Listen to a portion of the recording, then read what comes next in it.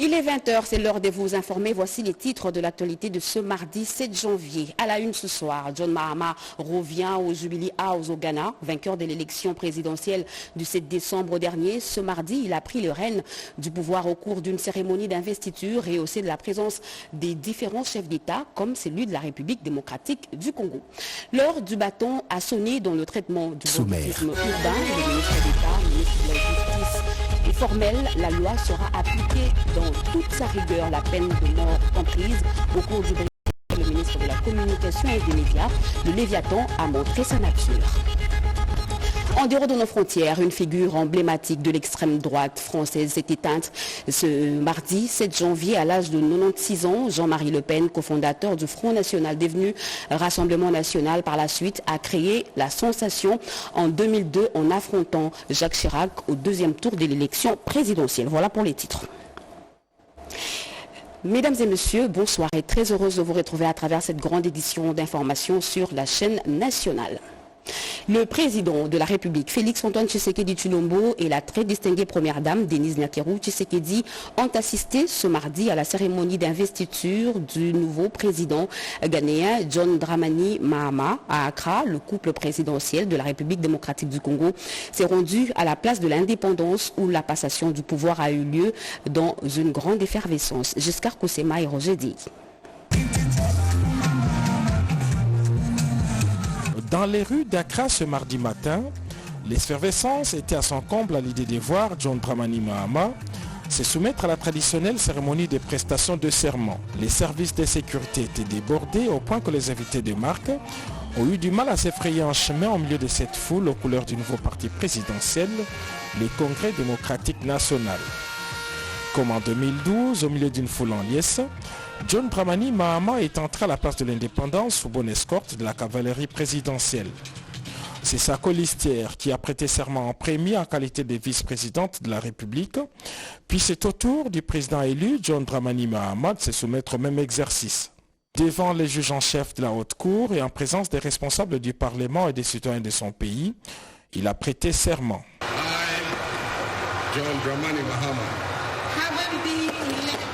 having been elected to the high office of President of the Republic of Ghana, do in the name of the Almighty God swear that I will be faithful and true, so help me God. Investi de plein pouvoir, le président John Dramani Mahama retrouve le fauteuil présidentiel qu'il avait occupé de 2012 à 2017. Depuis, il est resté dans son pays et aux côtés de son peuple qu'il est rétabli à la tête du pays. Dans son discours d'investiture, le nouveau président du Ghana a pris 4 engagements dont le redressement de l'économie et la lutte contre la corruption. Pour lui, la cérémonie d'alternance de ce jour consacre la maturité démocratique du Ghana. Premier pays africain à accéder à l'indépendance en 1957, le Ghana est un exemple africain du dynamisme démocratique. Une vingtaine de chefs d'État et de gouvernements ont fait le déplacement d'Accra pour féliciter les nouveaux chefs de l'État du Ghana. Invité personnel du président John Dramani Mahama, le président de la République Félix-Antoine Tshisekedi Tshilombo et la distinguée première dame Denise Nyakeru sont allés féliciter les nouveaux couples présidentiels du Ghana avec lesquels ils entretiennent d'excellentes relations d'amitié et de fraternité.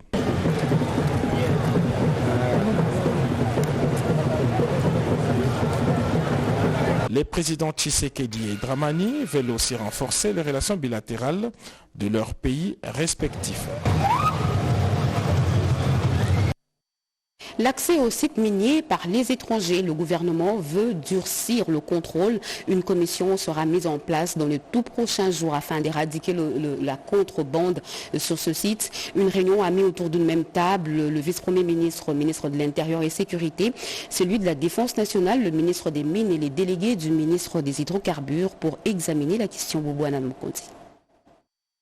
Plus un seul clandestin dans les sites miniers. étranger soit-il. La non-observance de cette disposition entraîne des sanctions extrêmement lourdes et c'est conformément aux préoccupations soulevées par le président de la République, Félix Antoine Tshisekedi Tshilombo, lors du 18e Conseil des ministres tenu le 18 octobre 2024 relatif à la présence des étrangers non autorisés dans les zones et sites miniers. Le vice-premier ministre, ministre de la Défense, le ministre des Hydrocarbures et également celui des Mines, autour des vice-premiers ministres, ministre de l'Intérieur et Sécurité, Maître Chabani Lukuo, ont examiné cette épineuse question sur la présence irrégulière des sujets étrangers ainsi que des hommes en uniforme sur les sites miniers. À l'issue de cette réunion, le ministre des Mines a été chargé de mettre en place en toute urgence une structure indépendante pour étudier cette problématique et y apporter des solutions idoines afin de mettre un terme à la contrebande minière. Cette commission indépendante ne sera pas en concurrence avec la Commission nationale de lutte contre la fraude minière, moins encore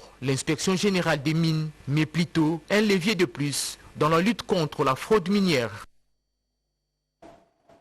La baisse de prix de biens de grande consommation est réelle sur le marché, surtout les prix de produits ciblés par le gouvernement. C'est le constat de notre consoeur Chimène Dondo après avoir effectué une ronde dans quelques chambres froides et marchés de Kinshasa. Regardez.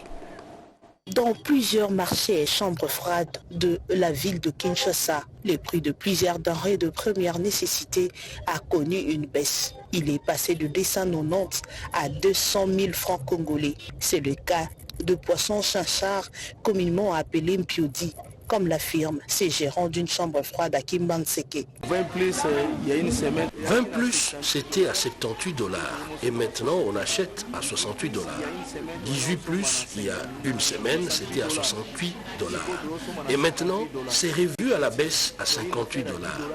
Ceci dit, nous, à la vente, on a réduit les prix de 30 000 francs congolais. L'évaluation s'est faite auprès de détaillants. On achetait les poissons à 80 000 francs quand le prix avait augmenté. Mais aujourd'hui, nous achetons à 58 000 francs congolais. Le souhait est que ces prix descendent à nouveau. C'est une réalité. Il y a baisse de prix du poisson. Mais nous voulons que ça baisse encore jusqu'au niveau de prix des ventes il y a plusieurs années passées. L'effort du ministère de l'économie est apprécié. Disons merci au vice-premier ministre Daniel Moukoko Samba. Tu es vraiment un enfant du pays. Ce que tu nous as promis, ça s'est réalisé. Fabrice, ses gérants souhaitent qu'il en soit ainsi pour le prix de transport. Les prix du poisson chinchard a baissé réellement. Mais nous voulons par contre que ça se répercute également dans les prix des transports. Ceci est la conséquence logique de la politique nationale contre la vie chère. 4e législature, une année déjà, l'heure est à l'évaluation par les élus. L'honorable Trésor Moutiki, élu de Mwenga, a au cours d'un café de presse procédé à la restitution des actions posées au profit de son fief électoral et de sa province du Sud Kivu. Cédric Kenina. Il s'agit ici d'un exercice de redevabilité après une année d'exercice parlementaire. Des ponts jetés sur des rivières, la nationale numéro 2 remblayée, des écoles réhabilitées et construites, des actions de solidarité et un suivi des projets au profit du territoire de Mwenga en particulier et du Sud Kivu en général. Le député national Trésor Moutiki, élu de Mwenga, a été prolifique dans tout ce qu'il a entrepris. De quoi faire part aux professionnels des médias au cours de ces cafés de presse. Nous venons de passer 12 mois à l'Assemblée nationale. C'est cette population qui nous avait élus pour venir les défendre ici. Je devais faire les rapports de tout ce que nous avons eu à faire, nos initiatives et tout ce qui s'était passé à Kinshasa. Ce qui nous a marqué, ce sont les initiatives ayant trait au caractère social. Donc on peut parler des infrastructures, on peut parler la destruction de l'environnement à travers l'exploitation des sites de minerais. Je crois que ce sont des initiatives parmi les autres que moi personnellement je peux dire que ça a marqué parce qu'au moins ça atteint directement les sociales de la population. Présents à cette activité, certains autres élus du peuple, à l'image de l'élu de Lukunga, John Efambe. Une année après, l'élu de Mwenga s'engage donc à s'investir davantage dans les questions de développement, ce qui lui a valu d'ailleurs ses diplômes de mérite. Rendons-nous au Nord Kivu, précisément dans le camp de Mushanga. Ici, les conditions de vie sont insupportables. Manque d'eau potable, manque de nourriture, bref, un tableau peu reluisant. Le pasteur Moïse Ushindi lance un cri de détresse pour une assistance humanitaire et espère fermement que les FARDC terminent cette guerre pour un retour à la vie normale. Robert Ndaï-TCC et Turbo et Chimanga nous envoient spéciaux. Mushanga, camp de déplacés à pratiquement 6 km de la ville de Goma. Ici, près de 40 000 déplacés ont trouvé refuge dans ces camps fuyant les atrocités de M23. Ils vivent dans des abris de fortune construits par eux-mêmes. Vous voyez comment les déplacés souffrent. Nous souffrons parce que les maisons aussi que nous faisons dodo, ce n'est pas une maison dont on peut te mettre et exister. Dans ces camps de déplacés de Mushanga, la vie s'écoule lentement, rythmée par des défis quotidiens. Et les jours passent, marqués par l'absence de nourriture suffisante. Les rations distribuées sont souvent insuffisantes pour nourrir les familles. Dans ces camps, chaque grain de riz est un trésor, chaque morceau de pain un luxe. Nous avons rencontré le pasteur Ushindi Mayemo Moïse de la 37e KDC Lushagala. Il nous raconte les difficultés dans ces camps et lance un cri de détresse au président de la République, Félix Antoine Tshisekedi Tshilombo, pour mettre fin à la guerre. Malgré les conditions difficiles, Moïse garde espoir. Le président de la République, vraiment, nous vous demandons que vous puissiez nous aider. Comment vous allez terminer la guerre? Parce que nous sommes comme des prisonniers dans notre pays. Nous manquons comment faire. Nous les supplions de voir comment il peut terminer la guerre, de voir comment il peut avoir pitié de leur population qui souffre. Chimène Biamungu, âgée de 65 ans, affirme que lorsque le M23 ont attaqué leur village, elle n'avait qu'un seul choix, malgré son âge, que de se sauver, laissant tout derrière. À Mushanga, malgré ces difficultés, l'esprit des communautés est fort. La 37e KDC organise des journées de sensibilisation pour permettre à ces déplacés d'échapper, ne serait-ce qu'un instant, à la dure réalité qui les entoure.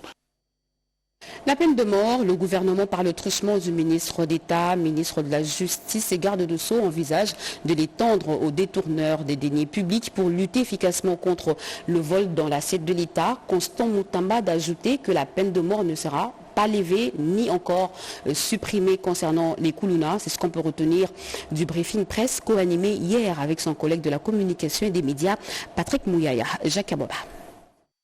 Il a été l'invité du rendez-vous des redevabilités appelé briefing presse, organisé par son collègue de la communication et médias, Patrick Mouyaya Katemboué. Thème retenu, lutte contre le banditisme urbain. Constant Moutamba, ministre d'État, ministre de la Justice et garde des Sceaux, a affirmé qu'il y a une diminution notable des cas de banditisme urbain à Kinshasa. Il y a sensiblement, il faut le dire, baisse de la criminalité urbaine, principalement dans la ville de Kinshasa.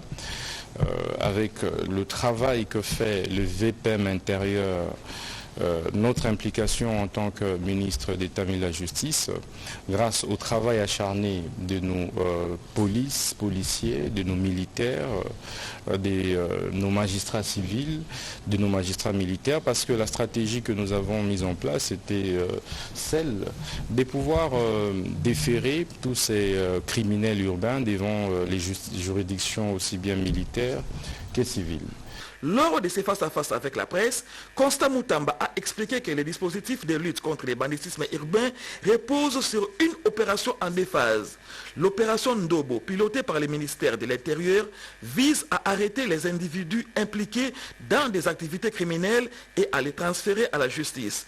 Et l'opération Zéro Koulouna, conduite par le ministère de la Justice. Ces derniers, le ministère de la Justice bien sûr, organisent en temps réel des procès rapides pour juger les suspects dans le respect des procédures légales. Nous nous sommes employés à lutter drastiquement contre un phénomène parce que c'est un phénomène beaucoup plus dangereux que vous ne l'imaginez. Des familles entières ont perdu des membres de famille. Le dernier drame est celui de la journaliste Jemima, qui travaillait d'ailleurs ici à la RTNC, qui au sortir du travail avait été victime de la barbarie de ces Koulouna. et malheureusement elle a outrepassé. Et donc c'est un phénomène qui tient à cœur les Congolaises et Congolais, les Quinoises et les Quinois. Respecter les lois du pays, c'est appliquer les sanctions prévues par les codes pénals et militaires, a dit Maître Constant Moutamba. La peine de mort figure dans la législation nationale et qu'un moratoire sur son exécution instauré en 2000 avait été levé en 2024 pour faire respecter l'autorité de l'État. Tous les suspects jugés, certains Koulouna ont été condamnés à la peine capitale pour des crimes graves. D'autres, par contre, ont écopé des peines allant de 2 à 20 ans de réclusion selon leur niveau d'implication.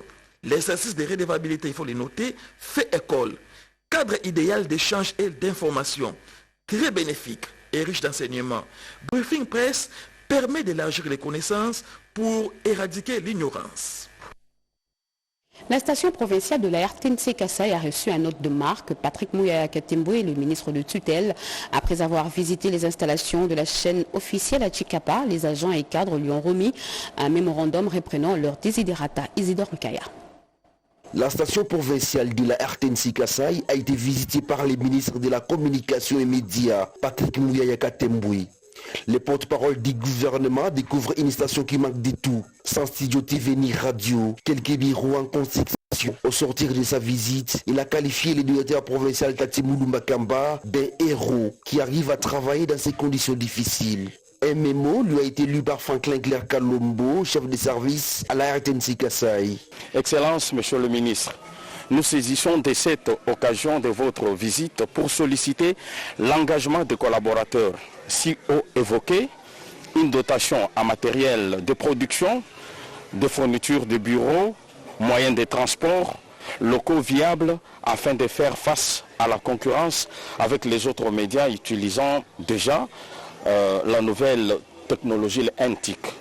Le porte-parole du gouvernement a promis de faire un lobbying auprès de Madame la DG, Sylvie Elengue, pour que la RTNC Kasaï change de narratif et devienne le vecteur de la vraie information dans les Congo profonds. Nous profitons de cette itinérance du président de la République pour que nous aussi à notre tour nous puissions regarder ce qui se passe autour, en tout cas pour ce qui concerne les entreprises sous notre tutelle.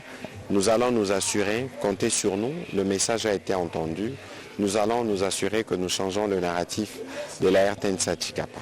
Le passage du porte-parole du gouvernement, Patrick Mouyaya Katemboué, laisse une lueur d'espoir aux agents et cadres de la RTNC Kasaï qui comptent sur son implication personnelle pour voir leur cadre de travail changer. Le Dirkaba du chef de l'État en charge des questions économiques et financières, André Ouamesso, a procédé le samedi 4 janvier 2025 à l'inauguration du pont Pété dans le secteur de Wombo à Songololo, suivi d'un meeting à Kimpese. Angèle Mélandou. La population s'est mobilisée à l'entrée de l'IME Kimpese pour accueillir le directeur de cabinet adjoint du chef de l'État, l'élu de Songololo, porte-parole de Bénin Congo, André Ouamesso Kwaloloki. La journée du 4 janvier commémorative des martyrs de l'indépendance, une journée historique pour le peuple Bénin-Congo marquée par l'inauguration du pont Pété à 30 km de Kimpese dans le secteur de Wombo. André Ouamesso s'est impliqué personnellement pour la construction en matériaux durables de ce pont en vue de faciliter la circulation de la population et l'évacuation des produits de première nécessité, le secteur de Wombo étant un véritable grenier agricole. Un ouf de soulagement donc pour la population de cette partie du territoire de Songololo. Vers la fondation Ouamesso André qui a accepté et qui a choisi d'accompagner le président de la République, le gouvernement dans les actions de développement.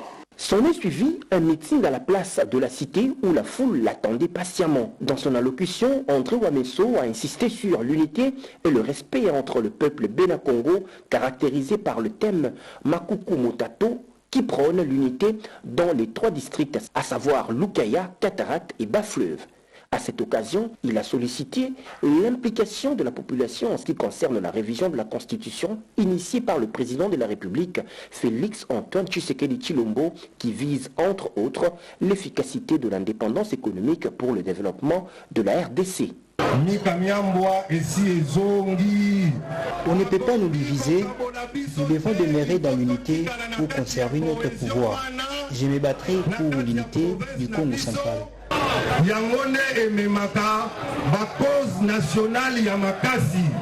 Le directeur de cabinet adjoint du chef de l'État en charge des questions économiques et finances a terminé sa communication en faisant savoir à la population que le chef de l'État ne ménage aucun effort pour booster le développement du pays à partir de la base. Les enfants orphelins du camp des déplacés du Nord Kivu ont repris espoir. La présence de la ministre des Affaires sociales, Action humanitaire et Solidarité nationale à l'occasion de la Journée internationale des enfants orphelins a porté un discours fort, une proximité de la ministre avec les enfants qui les épanouit. Un commentaire de Edith Chala. Ils partagent un passé commun, celui des atrocités vécues et des parents qui n'ont pas survécu à la guerre d'agression imposée à la RDC par le Rwanda. Ces orphelins venus des différents camps des déplacés ont, après recensement, reçu de la ministre des Affaires sociales, l'Action humanitaire et Solidarité nationale, Nathalie Aziza Mounana, vivres, vêtements et autres. Dans son adresse à l'occasion du 6 janvier, Journée internationale des orphelins, la ministre interpelle la communauté internationale pour qu'elle appuie les efforts du président de la République, Félix Antoine Tshisekedi, pour le retour définitif de la paix. Ces enfants dont les conditions sociales et humanitaires dépendent de notre solidarité. Cette journée reste longtemps méconnue dans le pays, plus particulièrement dans les Nord Kivu. Sud Kivu devra désormais être célébré à l'effet de sensibiliser l'opinion tant nationale qu'internationale sur la situation des enfants meurtris de la guerre. Bien avant, la ministre Nathalie Aziza Mounana a partagé un repas avec les orphelins de guerre du camp des déplacés de Focus Congo. Pour assurer les activités ludiques des enfants orphelins, différentes sortes de jeux ont été distribués à la grande satisfaction des bénéficiaires. Revenons à Kinshasa, lutte contre la tuberculose en République démocratique du Congo. Plan d'action 2025 se prépare pour intensifier les efforts d'éradication de cette maladie d'ici 2030. C'est dans cette logique que tous les acteurs se sont retrouvés à l'hôtel Béatrice Rodépanda. Mettre fin à la tuberculose d'ici à 2030, c'est l'objectif fixé par l'OMS. Et tous les pays concernés, y compris le RDC, y travaillent activement avec le concours de tous pour l'accomplissement. Pour ce faire, caucus de députés engagés dans la lutte contre la tuberculose, en collaboration avec le Programme national de lutte contre la tuberculose PNLT, pense qu'il faut un plan d'action 2025. La détermination est donc affichée pour 2025. Il faut faire mieux que toutes les années antérieures. Voilà toute la raison de l'atelier organisé à Béatrice Hôtel pour l'élaboration justement de ces documents de référence des activités à entreprendre. À l'ouverture des travaux, le président du caucus Stop TB, l'honorable Léon Mondolé, a demandé aux participants, députés et membres de la société civile d'intensifier les efforts pour éradiquer en RDC cette pandémie mondiale de la tuberculose dans l'échéance de 2030. L'honorable Charles Mouhadila, membre du caucus Stop TB, et Maxime Lunga, coordonnateur de Stop TB RDC, ont tour à tour fait la restitution du sommet africain tenu du 10 au 12 décembre 2024 à Abuja, au Nigeria, sur le financement de la lutte contre la tuberculose. Plusieurs stratégies de financement ont été prises, ont-ils souligné. Après ces exposés, l'essentiel du temps était consacré à l'élaboration de ce plan d'action 2025. Précision du président du caucus, Léon Mondolé. Pour discuter de notre plan d'action 2025, nous allons organiser des sensibilisations au niveau des provinces, au niveau territorial. Les uns et les autres prennent conscience. Notez, une autre réunion du genre est prévue dans le tout prochain jour. Pendant que les acteurs de la lutte contre la tuberculose se sont retrouvés hier, et puis deux unités mobiles de dépistage de la tuberculose, pas de perte en vies humaines. C'est le bilan de l'incendie déclaré hier aux installations du programme national de lutte contre la tuberculose à Lingwala. Heureusement, le bâtiment n'a pas été touché, Odilon Kayuma. Situé en face de la radio-télévision nationale congolaise RTNC sur l'avenue Kabinda, dans la commune de Lingwala, le programme national de lutte contre la tuberculose a vécu un cauchemar ce lundi 6 janvier 2025 en début de soirée. Deux unités mobiles de dépistage rapide de la tuberculose ont pris feu grâce à l'intervention rapide des pompiers de la ville de Kinshasa, le Brasier. a été maîtrisée. Les cabines de conducteurs de ces 2 laboratoires mobiles, c'est-à-dire les moteurs, sont intactes et pas de pertes en vie humaine. Pour en savoir davantage la cause de cet incendie dans cette structure médicale étatique, le personnel trouvé sur place a refusé de répondre au micro de la RTNC. Par cet incendie, l'État congolais vient de perdre 2 grandes unités capables de dépister dans un temps record la tuberculose et les maladies connexes, notamment dans les coins les plus reculés de la République démocratique du Congo, où sont très attendus ces équipements médicaux achetés à prix d'or par les trésors publics congolais. Fumu Toto, l'un des communicateurs de l'Union sacrée de la Nation, approuve l'idée de la révision constitutionnelle. Cédric Kenina. Loin de la fonction émotive, faisant usage de la raison et son sens élevé du patriotisme, Fumu Toto Basanga argumente dans les débats sur la Constitution, s'appuyant sur des éléments constitutifs d'une république basée sur le pouvoir du peuple, la naissance et le décès d'une république. Ces communicateurs de l'Union sacrée, autour d'un thème bien choisi, la résurrection de la République au Congo, une obligation d'État pour Félix Antoine Tshisekedi, propose une nouvelle constitution. Est-ce que cette question pour l'aborder au Congo est un péché? Le président de la République a dit qu'il va prendre ce pouvoir qui est le sien, d'initier, d'instituer une commission constitutionnelle avec toutes les conséquences possibles après les travaux des experts des différents domaines d'études ou d'expertise en sciences politiques, en droit, en sociologie, anthropologie. Nous voulons montrer avec l'histoire et les sciences po la responsabilité du chef de l'État de changer la Constitution parce que les autres ont eu la chance de le faire, ne l'ont pas fait. Et s'il ne la changeait pas, il n'aura pas péché contre son mandat, mais il n'aura pas péché contre l'avenir du peuple congolais. La logique républicaine qui veut que l'on consulte le souverain primaire reste la voie royale pour départager des points de vue diamétralement opposés. Nous vous l'avions dit, en dehors de nos frontières, une figure emblématique de l'extrême droite française s'est éteinte ce mardi 7 janvier à l'âge de 96 ans. Jean-Marie Le Pen, le cofondateur du Front National devenu, après Rassemblement National, a créé la sensation en 2002 en affrontant Jacques Chirac au 2e tour de l'élection présidentielle. Le papa de Marine Le Pen avait assuré une longévité certaine de l'extrême droite ces 50 dernières années. Fin de ce journal, mesdames et messieurs, mais avant de nous quitter, le rappel de titre. John Mahama revient au Jubilee House au Ghana, vainqueur de l'élection présidentielle du 7 décembre dernier. Ce mardi, il a pris le règne du pouvoir au cours d'une cérémonie d'investiture et rehaussé de la présence de différents chefs d'État, comme celui de la République démocratique du Congo. Vous l'avez suivi. L'heure du bâton a sonné. Le traitement du banditisme urbain, le ministre d'État, ministre de la Justice et garde de Sceaux est formel. La loi sera appliquée dans toute sa rigueur, la peine de mort comprise. Au cours du briefing avec le ministre de la Communication et des Médias, le Léviathan a montré sa nature. Et vous l'avez également suivi, une figure emblématique de l'extrême droite française s'est éteinte ce mardi 7 janvier à l'âge de 96 ans. Jean-Marie Le Pen, le cofondateur du Front National, devenu Rassemblement National par la suite, a créé la sensation en 2002 en affrontant Jacques Chirac au 2e tour de l'élection présidentielle. Fin de ce journal, mesdames et messieurs. Merci d'avoir suivi. Merci à vous qui nous suivez à Chikapa, dans le Kasaï et partout ailleurs sur satellite. Vous êtes sur la RTNC. L'actualité continue sur nos antennes retrouvées à 23h.